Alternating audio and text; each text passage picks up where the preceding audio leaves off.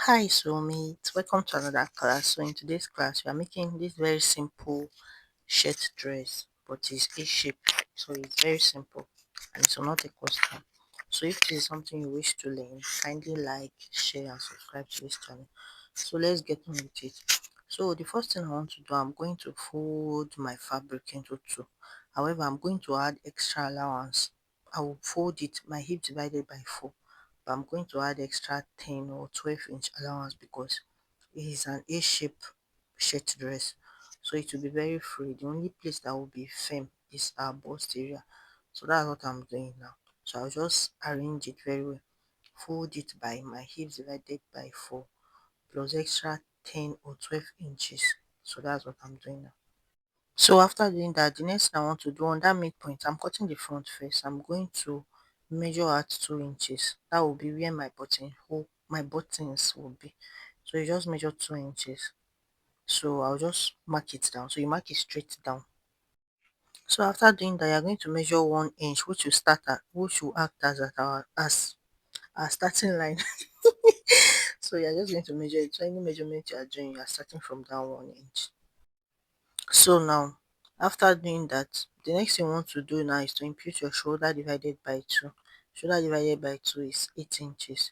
You are going to come down by 1 inches. I'm trying to create the shoulder slope. Then yeah, from that starting line from the bottom, you go in by 2.5 inch, which is universal. Then you create your shoulder slope. So you just connect it. Do you understand now? So you connect that 2.5 inches to the shoulder slope. So you are going to measure that your shoulder divided by 2 again. Measure it down. So because we want to extend it, try and measure it down. After doing that, you now get your arm. You use your ruler and draw a straight line. After doing that, you now get your armhole curve. That is your bust divided by 6 plus 1. Since we've already come down by the shoulder slope by 1 inch. So after doing that now, you are going to mark it. Whatever you get when you do your bust divided by 6 plus 1. Please note, I said plus 1 because I've already come down by 1 inch. Assuming you've not come down by 1 inch for the shoulder slope, to be your bust divided by 6 plus 2. So don't forget. So I'm just trying to make the chalkboard because this fabric, I'm using yellow chalk. I hope you can see what I'm doing.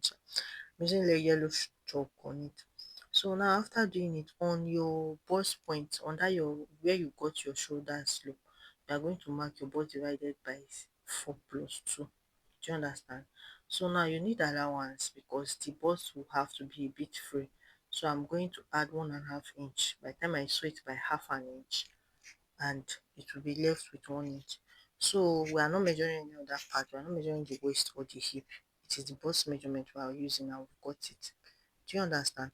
So now you're now going to divide out your shoulder slope. You divide it by 2. When you mark it, you are now going to come in by 0.75 for the front part. You come in by 0.75, then you take your curved ruler and connect everything together. So after doing that, now you're not going to connect it together. So I'm taking my time because this fabric is kind of slippery. So you're just going to connect it. You connect it to that place you came in by 0.75, then you connect it to your bust point. Do you understand? Now that I've gotten the armhole curve, the next thing we want to do now is to get the full length of our gown. You know, it's a very short gown, so you are going to measure from your shoulder to your above knee, maybe like 2 inches above your knee or 3 inches above your knee, whatever you feel the length should be, but it should be above the knee because if it's below the knee, it will not get fitting. So after doing that, now me, I'm just measuring mine. Cannot see it. I think the camera angle, but I know it's short. It's very short. So after doing it now, I'll just mark it across. So after marking it across now, you now take your long ruler from that armhole, your bust point, your bust that you measured. You take your ruler and rule it. It will form like an A shape. Rule it to the edge of the fabric you folded. So the more fabric you folded, the wider this A shape gown will be. Do you understand? So you are just going to rule it. So it will form this weird triangle if you do it well. So if you want it to be very wide, you can fold very wide amount of fabric. Me, I folded my hip divided by 4. Then I added extra 10 inches. So that's what you're going to do. So I'm just making the lines bold so you see it because, like I said earlier, this fabric, I don't know, it's not bringing out the line. Hope you can see it. So we are done now. So the next thing I want to do now is to measure the neck. The first thing you will do is to fold in that 2-inch allowance you left for the button. Fold it in. So after doing that, that's where your measurement will start from. So you are now going to fold the neck. The width of your neck will be 3 inches and it will be deep by 3 inches. So your neck will be 3 by 3 inches. Make sure you start from that midpoint that you folded in for the button. Do you understand? So I'm going to mark it now. So now I've marked it. Can you see it?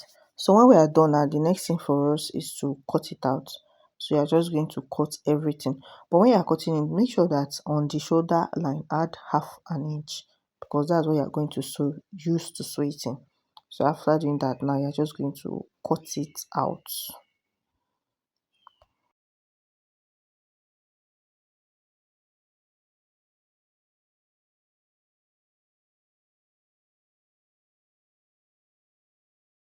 So after cutting the front, you are going to fold the back exactly the way you fold the front. But make sure that when you want to place the front on it, make sure that the 2 inch you left for button is not there. So you see the way you shift it forward before you cut because there is no button at the back. So you are going to cut it the same way except the armhole. It will not be as deep as the front. Then you just cut it straight up. So now that you are done, you are going to take your piece of fabric. On this one, when I measured it, it was 14 inches on fold. That is when I opened it to be 28 inches. Do you understand? So that the hand will gather a lot. So the height of it on the folded part will be 5 inch, and on the part that will be opened, will be 3 inches. Do you understand? You are now going to mark it. It looks like a triangle. Do you understand? So it's not your regular hand. So the fact that the part that is folded that will be on fold will be 5 inch and the part that will be opened will be 3 inches. So I'm going to turn it by 1 inch. Do you understand? So I'm just going to notch the midpoint. So after notching it now, so now for the gathers, you use the fabric will be as long as you want it, as full as you want it. But the height now I'm using 7 inches. Now let's go to the neck. I'll place my fabric on in a diagonal way because I want to cut the fabric that I'll use for the piping for the neck. So I'm just using my ruler and my chalk to get a straight line. Please know the way I put it though, it's diagonal. I didn't cut it straight, I didn't cut it square, it's diagonal because I want it to be, you either cut it in diagonal, and other people call it unbiased form.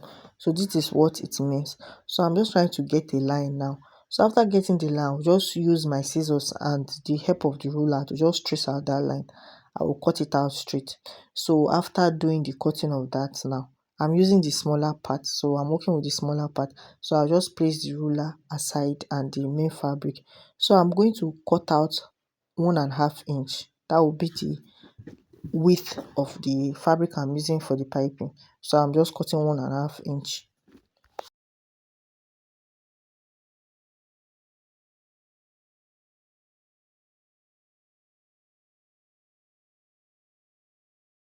So I'm just going to cross check if the length will be enough for my round neck. It will be enough. So what I'm going to do next, I'm going to fold it on both sides by 1/2 inch and iron it. So now this is my gown. I'm gonna to weave it and I've held the shoulder by 1/2 inch. So you are going to place the two sides together and also hold it by 1/2 inch on both sides. It's not something that is hard. This style is very simple to me, just a play dress. So you are going to hold both sides by 1/2 inch. So I'll do that now, come and show you. So after holding it by 1/2 inch, so this is how it's looking with the opening. Remember we kept in 2 inches for button, you remember, for the button allowance. So you are going to fold in you are going to fold in 1 inch such that the gown will not overlap by 1 inch. So you fold in 1 inch on both sides. Please, when you are folding it, make sure you use your tape rule to guide you. So you fold it in 1 inch on both sides. So now I'm going to do that now and I'll come and show you the result of making it. Can you see it? When I was folding it, I made sure that I didn't fold it to the edge because I'm still going to add the fabric for gathering. So now I'm going to add the fabric that I'm using for gathers. Rather, I say for gathering. I'm going to use for gathers. So I'm just going to place it now. I will sew it straight up to 2 inches mark on both sides. Then I'll now fold it in by 1 inch. I hope you understand what I'm saying. So let me do it now. Come and show you what I'm saying. because I'm speaking English. Can you see it? So I've gone ahead to sew it 2 inch. I folded it in by 2 inches. So from there now I can now create gathers around the gown. So now just create gather. You know how to do gathers now. Just do it tiny, tiny. Create it round. I'll do it now. I'll come and show you. So I've gone ahead to do the gathers. This is how it's looking. Can you see it? It's looking neat. So at this point also, you are going to fold in your gathers down. You are going to turn it in. So now it's time for us to put in our neck piping. You are going to hold your neck. Make sure that it's equal. Then you are now going to trim the neck. That bottom place, you trim it so that it will be neat. Can you understand? You just trim all the excess. Trim it out now. So after trimming it now, I'm gonna to iron the piping just the way I said I would do it, 1/2 inch on both sides. So you are now going to open your gown. Make sure you start sewing from the inside. You are going to fold it in by 1/2 inch. Do you understand? Fold it in. If you notice after ironing, you see that it will be stretchy. Fold it in by 1/2 inch. So you just follow the line that you ironed, that 1/2 inch, sew it around the neck. So I'll do that now. Come and show you. So I've sewn it on the wrong side. Can you see it? This is how it looks. So you are now going to fold it in. Can you see what I'm doing? So just follow the way you ironed it. Fold it. Then you cover it up. Then you sew it. Do you understand?